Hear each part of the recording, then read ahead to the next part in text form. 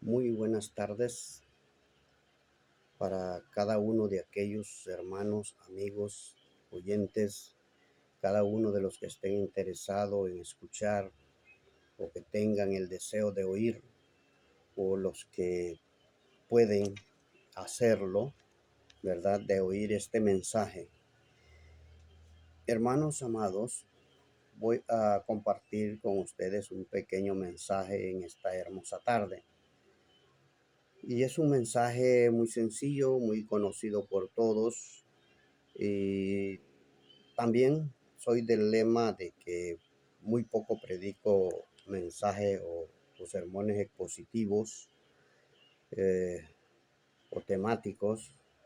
Soy más con los sermones textuales y por eso me gusta predicar o hablar siempre de los sermones o las enseñanzas exclusivamente basada en un solo texto, basada en porciones pequeñas o en pocos textos.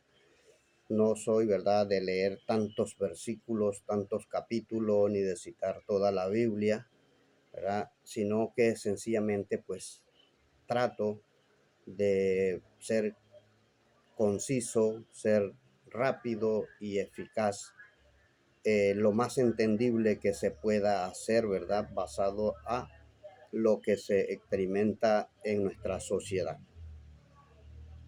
Bien, hermanitos, el tema de esta hermosa tarde lo he titulado Creyentes incrédulos. ¿Por qué me baso en la expresión creyentes incrédulos? Lamentablemente, hermanos, hemos llegado a un círculo de muchas circunstancias de la vida. Muchas personas han llegado a decir que son creyentes, pero al final son incrédulos.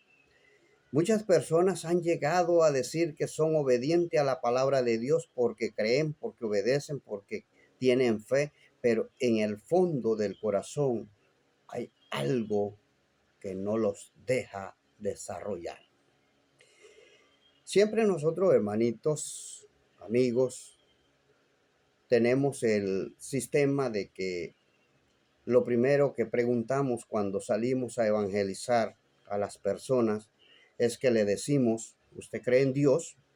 Y ellos dicen, sí, yo creo en Dios, claro, a su manera, a su forma de ser, pero la persona confiesa con su propia boca que sí creen en Dios.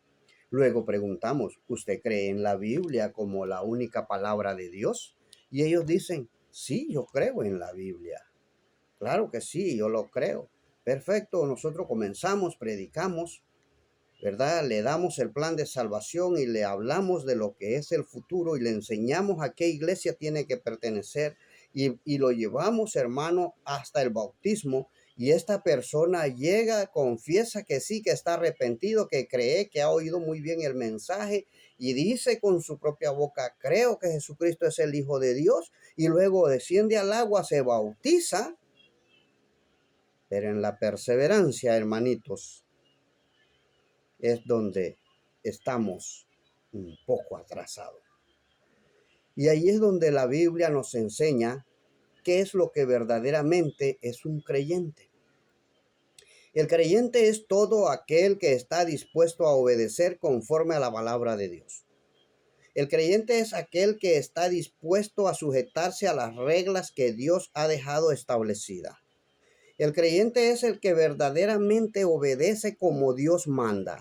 No es alguien que sinceramente llegó, se bautizó, se remojó y luego se fue para su casa como si nada hubiese pasado. Otra forma de demostrar la incredulidad o incrédulos es cuando nosotros nos convertimos, llegamos a los pies de Cristo, estamos allí, pero de repente viene alguien y nos lleva por un viento de doctrina doquier y nos va consumiendo y nos lleva allá, y a veces por ganancias deshonestas.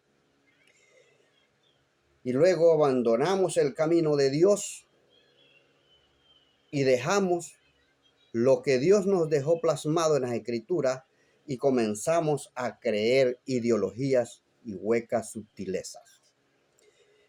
Lamentablemente, hermanos, a veces nos ponemos a estudiar tanto que llegamos a la conclusión de que de tanto estudio se llega a cumplir lo que dijo el apóstol Pablo: la mucha letra mata. Pero realmente, hermanos, nosotros ¿en quién hemos creído? Yo en lo personal creí en Dios, creí en Cristo y en el Espíritu Santo en su labor. Creo en la Biblia como la única palabra de Dios, viva y eficaz, apta para corregir, para instruir en justicia, a fin de que el hombre de Dios sea enteramente perfecto, preparado para toda buena obra. Pero también debemos aprender, hermano, de que nosotros hemos llegado al núcleo de lo que se le llama la iglesia del Señor, a lo que es el centro de la iglesia cristiana, el centro de la iglesia de Cristo, al centro de la iglesia de Dios que estableció, que compró con su propia sangre, el cual nos dio un precio, hermano, un precio que nosotros jamás en la vida vamos a poder pagar, que es la sangre de Cristo Jesús. Y no solo eso, dice la Biblia, que nos dio un nombre que es sobre todo nombre, que es ser llamado Hijo de Dios. Hermanos, de esa iglesia es la que quiero hablarle. De la iglesia a como se identifica en diferentes partes de la Biblia. Puede ser la iglesia de Dios, puede ser la iglesia de los primogénitos, puede ser la iglesia de Cristo, puede ser como tú la quieras llamar. La Biblia es una y única y así se puede llamar a donde usted vaya. Pero la doctrina y las enseñanzas es lo que nos hace mantener la verdadera unidad. Bien, de esa iglesia que nosotros nos reunimos, nosotros le hemos puesto el rótulo Iglesia de Cristo, ¿verdad? Aquí se reúne la Iglesia de Cristo. Entonces, usted lo puede buscar en el Facebook también. Nosotros tenemos la Iglesia de Cristo, ¿verdad? En Alto de las Praderas. Puede buscarla y ahí encontrará los contenidos de la Iglesia del Señor. Igual Iglesia de Cristo, ¿verdad? Entonces, nosotros vamos a ver, hermano, unas razones en el cual incluso hermanos de la iglesia han dejado de creer en lo que toca ser la palabra de Dios. La iglesia de Cristo, hermano, fue profetizada allá por los años 30, vamos a decir, hablando ahorita en la era de que Cristo nació, por el año 30, cuando Cristo en Mateo 16, 18, él decía en sus instrucciones, ¿verdad? Cuando él le preguntó a los discípulos, ¿quién dice la gente que soy yo? Unos dicen que Elías, otros que eres el profeta, que eres este, que eres lo otro, pero le preguntan a Pedro, ¿y tú, ustedes quién dice que soy? Y Pedro contesta, eres el Cristo, el Dios viviente. Pero Jesús fue muy claro y le dijo, esto no te lo reveló ni sangre ni carne, sino mi Padre que está en los cielos. O sea, fue muy claro, muy sincero, ¿verdad? No fue la sabiduría humana, no fue la sabiduría de Pedro, a pesar que era un hombre muy inteligente, pero el Señor le dijo que fue Dios quien se lo reveló para que respondiera de esa manera. Y luego le dice, y yo también te digo que tú eres Pedro. Y sobre esta roca edificaré mi iglesia y las puertas del Hades no prevalecerán contra ella. Cuando Jesús está profetizando, hermanos, la iglesia que él está por comprar en ese momento, aún no la había comprado, aún no era de él todavía, él solamente está profetizando y le dice, y yo también te digo que tú eres Pedro. Ya no eres llamado Simón, sino Pedro. Pedro significa piedra rodante. Y le dice, y sobre esta roca edificaré mi iglesia. Roca significa masa sólida, algo inmóvil, algo que nadie puede moverlo ni destruirlo. Y nosotros podemos ver, hermano, realmente en tiempo atrás, cuando Daniel también profetizó sobre de este mismo reino que es la iglesia, y en Daniel 2:44 dice: y en los días de estos reyes el Dios del cielo levantará un reino que no será jamás destruido, ni será el reino dejado a otro pueblo. Desmenuzará y consumirá a todos estos reinos, pero él permanecerá para siempre.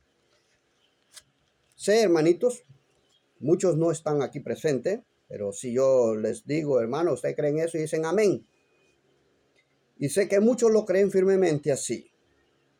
Y por eso la profecía se viene cumpliendo desde cuando Daniel profetiza y dice que el reino de Dios no será jamás destruido, que dice que jamás será dejado a otro pueblo, que dice que jamás será entregado en mano de los devoradores. Es un pueblo que vivirá y permanecerá para siempre. Ese reino de Dios es el reino que Dios estableció acá, enviando a su Hijo Jesucristo. Y ese es el que dice en Hechos 20:28 que Él lo compró con su propia sangre. Hermanos amados, ¿a dónde quiero llegar con esta palabra divina de Dios? Es de que el ser humano ha llegado a la conclusión de la ignorancia más grande del mundo en cuanto a la palabra de Dios, y otros a la arrogancia más grande de decir que la iglesia de Cristo tuvo reforma.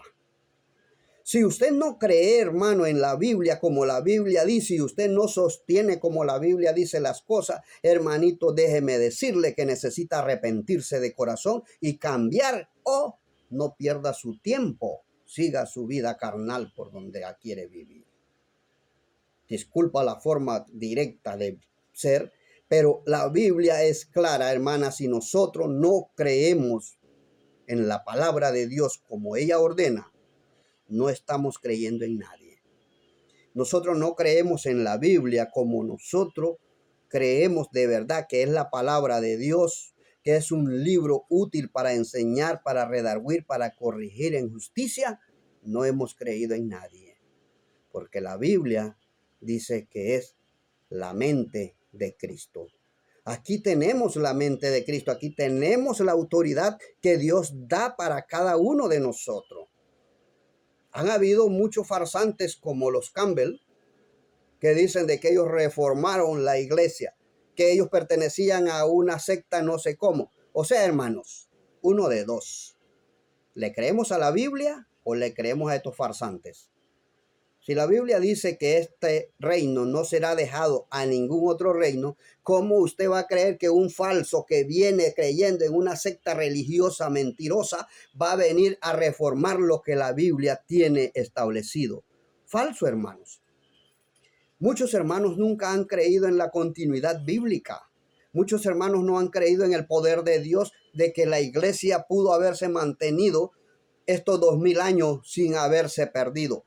Vamos a decir, no ha tenido grandes consecuencias o grandes congregaciones, vamos a decir, por causa de que el ser humano siempre le gusta más el mal que el bien. Pero no es, hermano, de que la iglesia se haya perdido. Eso es falso. Muchos piensan de que cualquiera puede bautizar porque el bautizador no importa. Hermano, si hubiese sido así, Dios no hubiera dado una comisión a santos. Dios no le hubiera dado la comisión a los discípulos. Usted recuerda cuando salieron a sacar demonios y a predicar el evangelio, y estaba Judas queriendo sacar demonios, y ¿qué le dijo Jesús? Es que eso no se saca así por así, eso se saca con ayuno y oración. Judas no podía porque no estaba en el camino de Dios como es, hermano. Y otros que andaban medio mediocre allí tampoco. Y por eso usted puede ver, por eso usted puede ver a quien se le dio las llaves del reino de los cielos. Como se dice comúnmente, fue al apóstol Pedro. ¿Por qué? Porque Pedro era un hombre muy sincero, a pesar de que siempre estaba tratando de fallar por estar queriéndose meter. Él fallaba su poquito, pero la sinceridad de él que lo llevaba en cada momento de arrepentirse ante Dios, eso hizo que fuera el hombre precursor o el primero en predicar el evangelio a las 16 naciones de ese entonces. Y por eso, por el gran mensaje inspirado por el Espíritu Santo, se bautizaron como 3,000 personas. Pudo haber sido más, como pudo haber sido menos. La expresión como significa similitud. Si eso no hubiese sido importante, hermano, el apóstol Pedro sencillamente hubiera predicado y le hubiera dicho: váyanse cada quien para su tierra por allá y busquen quien nos bautice, bautícense entre ustedes mismos allí, porque no damos abasto, nosotros solamente somos 12. Cuando nosotros vemos, el Espíritu Santo llama a Felipe, lo mueve de un lugar a otro, de Samaria al camino del sur, en un aproximado de unos 100 kilómetros de distancia, y lo lleva a que vaya a bautizar al eunuco. ¿Por qué no le dijo que se bautice o que lo bautice el que va manejándole el coche? Porque no iba solo. Clara es la Biblia, dice que el eunuco mandó parar el carro. Yo no creo que haya sido a Felipe que le dijo parar el carro. Él iba con su gente porque él era uno de los que estaba montado en los tesoros de la reina de Candace. Era un hombre adinerado y por eso montaba esos carruajes de caballos, porque era el único adinerado que iba pasando allí. Pero Dios tiene sus planes, hermano.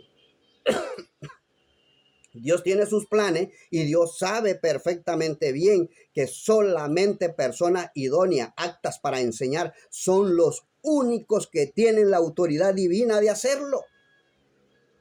No lo puede hacer cualquiera, hermano. No se confunda, la Biblia es única y eficaz. Y los mandatos de Dios de la antigüedad hasta este tiempo es lo mismo, dice Hebreos 13:8. Dios es ayer, hoy y por los siglos de los siglos. Dios es el mismo, hermano. Dios no cambia. ¿Por qué nosotros queremos modernizar las cosas de Dios?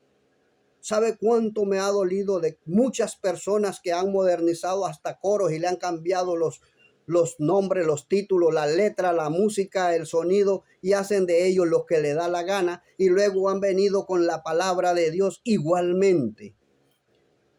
Han venido cambiando y han cambiado tanto que ahora se creen eruditos, se creen las personas del canon, que ellos pueden cambiar lo que le da la gana de la Biblia y decir esto no va y esto sí va. Ellos se creen que son los canónicos, se creen eruditos, se creen los máster. Hermanos amados, lleguemos a la conclusión que la Biblia es una y única, y que aquí está la palabra de Dios. En este santo libro es el único que puedes encontrar la salvación. Ayer el hermano Roque disertaba un pequeño mensaje que decía en Juan 5:39, escudriñad las escrituras, porque ellas son las que dan testimonio de mí, en ellas os parece que tenéis la vida eterna. Amén, hermano, así es la Biblia, es la única. No existe otro. ¿Para qué te vas a pedir comentarios por allá lejos donde no existe la verdad de Dios? Buscas unos impíos borrachos que son los que comentan en el internet, y nosotros creemos que este es un gran personaje solo porque apareció en el internet, y es unos drogadictos borrachos metidos en diferentes cosas, pero sencillamente se les metió en la cabeza escribir eso. Papá lo escribieron y nosotros venimos y lo queremos agarrar como parte de la iglesia y no tomando importancia a lo que la Biblia nos enseña. Amados hermanos, Dios está con nosotros. Dios quiere que nosotros le busquemos como Él manda. Dios está aquí, pero Dios nos habla por medio de su palabra. Si nosotros no podemos entender lo que su palabra dice, estamos en problema, pero tenemos solución. podemos hacer lo que hizo el eunuco etíope y decirle a Felipe: ¿cómo podré entender si no hay uno que me enseñare? Busquemos a alguien que de verdad sepa y nos enseñe, hermano. No nos sintamos autodidacta, que nosotros sabemos todo y que nosotros podemos rebuscar de entre los impíos y los bandidos que escriben bandidencias en los internet. Busquemos la Biblia, busquemos el tesoro divino de Dios y sigamos como Dios manda. Hagamos como Dios hace. Dice que esta es la mente de Cristo, hermano. No sigamos siendo creyentes incrédulos. Decimos ser creyentes, pero abandonamos lo que la Biblia dice. Dejamos de creer en la Biblia. Dejamos de hacer lo que la Biblia dice y ponemos nuestra imposición. Y déjeme decirle que entre más errado vamos, más gente nos sigue. Y usted se ha dado cuenta de eso. Yo les predico un error y les aseguro que todititos ustedes dicen sí. Y todavía los del más allá van a venir diciendo sí también. Y yo me voy a morir y aquellos van a seguir diciendo sí, pensando que lo acabo de decir. Pero les predico la verdad como la Biblia manda, hermano. Siempre va a haber especulaciones, siempre va a haber críticas, siempre va a haber problemas, va a haber dificultades, va a haber lloro, va a haber llanto, va a haber tristeza. ¿Por qué? Porque no somos creyentes verdaderos. Nos hemos convertido en creyentes incrédulos. Hermanitos amados, luchemos por esta verdad de Dios. Luchemos por hacer lo que Dios manda. Luchemos por obedecer este santo libro. El libro que Dios dejó establecido para que nosotros le sigamos. Seamos creyentes verdaderos. Olvídese de que la iglesia de Cristo tuvo reformas. Olvídese que la iglesia de Cristo fue reformada por unos sinvergüenzas evangélicos o idólatras o a saber cómo tú le quieras llamar. Olvídate de eso, hermano. Olvídate de andar leyendo comentarios de bandidos que te llevan cada día más a la perdición. ¿Sabe? Decía un hermano muy apreciado, leer comentarios es como comer pescado del más espinudo. Tenés que estar queriéndole sacar el poquito de carne que tiene para no espinarte. Así es, cada comentario que usted vaya comiéndose, eso le va sucediendo, hermano. Y a muchas veces nos estamos enterrando las espinas y nos estamos sintiendo felices.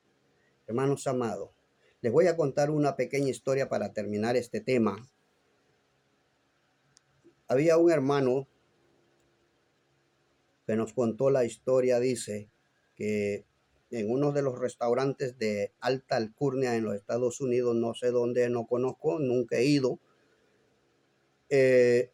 dice que allí hacen de todo y como allí se sirve como de buffet,